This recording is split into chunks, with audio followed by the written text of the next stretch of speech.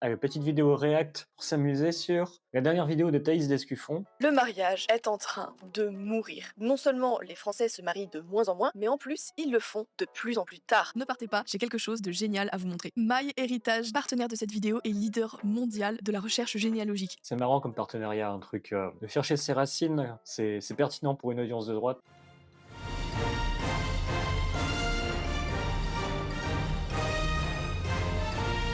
Se marier a littéralement le pouvoir de rendre les gens plus heureux, plus riches et en meilleure santé, et pourtant, les Occidentaux refusent de le faire. Alors, qui a tué le mariage? Quand j'ai commencé à mener l'enquête, j'ai remarqué un paradoxe étonnant, ce sont les femmes qui initient 75% des divorces en France, mais ce sont pourtant les hommes qui sont pointés du doigt comme les responsables de la mort du mariage. Les féministes parlent du mariage, elles offrent toujours le même discours. Bon allez, c'est chiant, on va plutôt voir le résumé de la vidéo.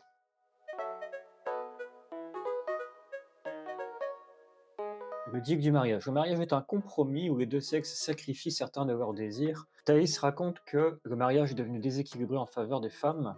Comment ça en faveur des femmes? Et dans ce cas-là, pourquoi ils divorcent? Disons-le clairement, si on veut sauver le mariage, il faut le réformer en redonnant aux hommes le pouvoir qu'ils ont systématiquement abandonné depuis 50 ans. Donc sa solution, c'est plus de patriarcat, le retour du patriarcat. Quand Thaïs raconte que le mariage est un endroit de compromis où les deux sexes doivent forcément sacrifier certains de leurs désirs, alors autant je suis d'accord, parce que le désir ça va, ça vient, c'est pas vraiment important ce qu'on désire. Par contre, il y a un truc sur lequel maintenant les couples commencent à être non négociables, c'est sur la notion de besoin. Et ce que Thaïs ne voit pas, c'est que dans les couples à l'ancienne, il y a beaucoup de couples qui ne respectaient pas leurs besoins. Ou on ne respectait pas les besoins de la femme, on ne respectait pas les besoins de l'homme. Il y avait un compromis sur le besoin, ça faisait pourrir la relation. Et c'est pour ça que le mariage chez les modernes et chez les féministes a une image un petit peu désuète, parce que eux ils mettent l'accent sur à quel endroit tu te sens mourir dans un mariage. Tu te sens mourir dans un mariage à l'endroit où ton mariage ne te permet plus de prendre soin de tes besoins. Donc fut une époque où on faisait des compromis sur nos besoins, mais ça aujourd'hui on se rend compte que c'est pas souhaitable.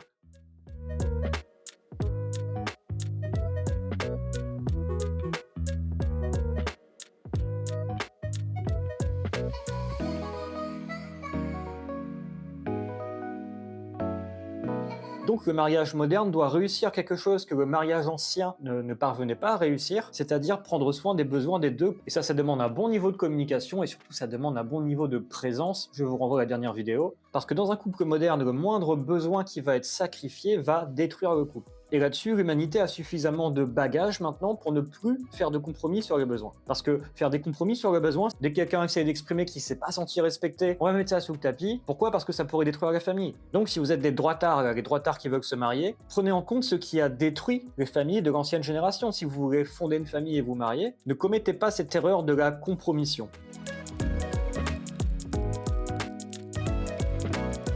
Moi, je connais plein de familles, officiellement, ça tient debout, mais dès qu'on commence à regarder vraiment, il y a des endroits où c'est en train de pourrir, il y a des endroits où les gens se laissent mourir sans jamais dire au monde que leurs besoins n'ont pas été respectés, qu'ils ont passé leur vie à faire semblant.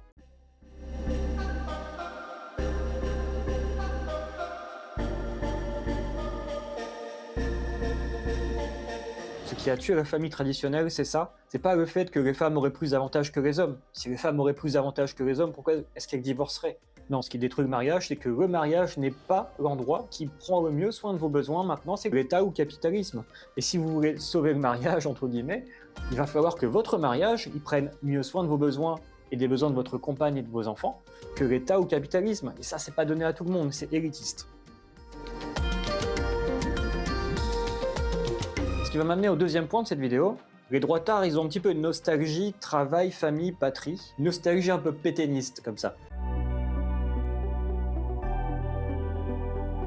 Il y a une autre cause qui fait que le mariage s'effondre maintenant, c'est que l'humanité est en train de monter en niveau de conscience. Nous avons désormais, par rapport à nos ancêtres, nous avons un niveau d'individuation supérieur. On n'est plus dans une société traditionnelle, on est dans une société individualisée, ce qui fait que notre scénario de vie, il n'est pas tracé par la famille, il n'est même pas tracé par l'État spécifiquement. On peut faire ce qu'on veut, entre guillemets. Et quand on arrive dans un monde où on peut faire ce qu'on veut et on peut plus simplement être forgeron comme le père qui était forgeron, comme le grand-père qui était forgeron, on doit se créer soi-même sa propre place dans le monde. C'est plus le monde qui nous dit « Tiens, voilà ta place, tu vas prendre la place que ton père et ton grand-père avaient ». Ça c'est fini, maintenant tu vas devoir faire des études et te battre pour trouver un emploi sur le marché de l'emploi, donc tu vas devoir te marketer. Est-ce que nos ancêtres devaient se marketer? Parce que c'est nouveau, vous devez vous démarquer de la concurrence. Vous ne devez pas être simplement un mec qui a une bonne situation, qui est gentil, qui respecte les femmes. Des mecs comme ça, il y en a plein, en fait. Et les nanas, elles en ont plein dans leur répertoire. Elles en ont plein sur Tinder. Qu'est-ce qui vous démarque? Rien. Si vous êtes un mec bien qui attend une femme bien pour fonder une famille, bah des mecs comme ça, il y en a plein. Il y en a tellement que vous êtes fongible avec un autre homme. Qu'est-ce que ça veut dire fongible? C'est quand une pièce d'1 € est égale à une autre pièce d'1 €. C'est quand une canette de coca est égale à une autre canette de coca, ça a le même goût. Peu importe celle que vous achetez, c'est la même chose. Et les nanas, elles ont ce sentiment avec les hommes. Des mecs qui remplissent déjà les conditions du mariage, il y en a plein, ils sont interchangeables. Il n'y a rien qui les démarque. C'est un peu comme les soldats dans une armée. On ne demande pas à un soldat de se démarquer des autres. Non, on lui demande d'être un bon soldat, remplaçable par un autre mec qui sera aussi un bon soldat. Et pendant que les mecs qui travaillent dur pour être interchangeables et fongibles les uns entre les autres, pendant que les mecs travaillent dur pour faire partie de tous ces hommes qui sont prêts à se marier et à faire des enfants, j'en connais plein, hein, des mecs qui gagnent plus de 3000 balles par mois et qui attendent la femme pour faire des enfants. Limite, ils ont déjà la maison, ils ont déjà la chambre, ils ont déjà la chambre du bébé qui est prête, il manque juste la femme pour faire des enfants. Déjà, les femmes, elles voient ça, elles se disent « Ok, ce mec-là veut m'utiliser comme un objet pour avoir des enfants et une famille. Il ne me veut pas pour moi-même, il veut m'utiliser comme un objet, donc ce mec-là, je vais le dépouiller en fait. »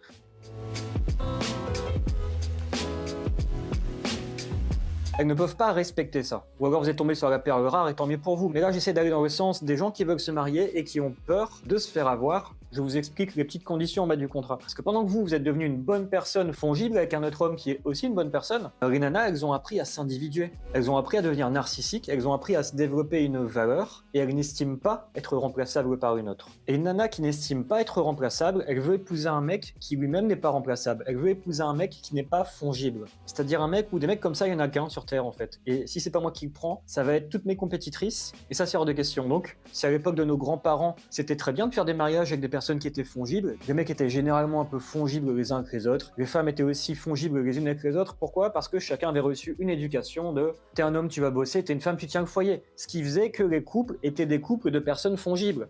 Mais on n'est plus la même société, on a un niveau d'évolution supérieur et on doit composer avec ça. On doit composer avec maintenant ce qui nous rend unique. Et ce qui vous rend unique, ça peut pas être artificiel. Ce qui vous rend unique, c'est la qualité de votre être. Et le fait que relationner avec vous, c'est vraiment différent de relationner avec tous les autres, en fait. Ou en tout cas, si c'est pas si différent, relationner avec vous, c'est quelque chose. Moi, le meilleur compliment que ma copine me fait, c'est quand elle me dit, quand je parle à mes copines et qu'elles me racontent l'état de la relation avec leur mec, je me rends compte à quel point je suis chanceuse d'être avec toi.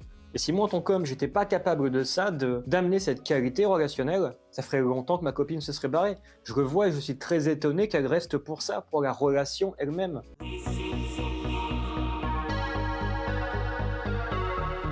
Et là où dans les couples anciens, on bâtissait une famille selon une vision commune qui était héritée des ancêtres, pour ces couples modernes, bâtir une famille et se marier, le critère, ça va plus être la tradition, le critère, ça va plus être travail, famille, patrie, le critère, ça va être la qualité de la relation. Ah oui, il y a un truc aussi où les nanas ne sont pas dupes maintenant, c'est parce que puisque les hommes veulent une femme pour avoir les enfants, la famille et le sexe gratuit, c'est-à-dire pour réaliser ce que c'est pour eux être un homme qui réussit, quoi, ça veut dire pour une femme, qu'un homme fongible a besoin d'une femme pour s'accomplir, pour ne plus être fongible. Et par conséquent, cet homme-là, il va se reposer sur la femme pour ne pas être fongible. Il va se reposer sur elle pour être quelqu'un. Et ça, selon les critères modernes, c'est un tue-l'amour. Je connais beaucoup de femmes qui, après une séparation ou un divorce, me disent « Mais je ne veux pas m'occuper de mon homme comme si c'était un enfant. » Et je ne veux pas m'occuper de mon homme comme si c'était un enfant, ça veut dire « Je veux qu'il soit déjà un homme. Je veux qu'il n'ait pas besoin de moi pour être un homme. » Bref, c'est tout pour cette petite impro. Je vous dis à la prochaine.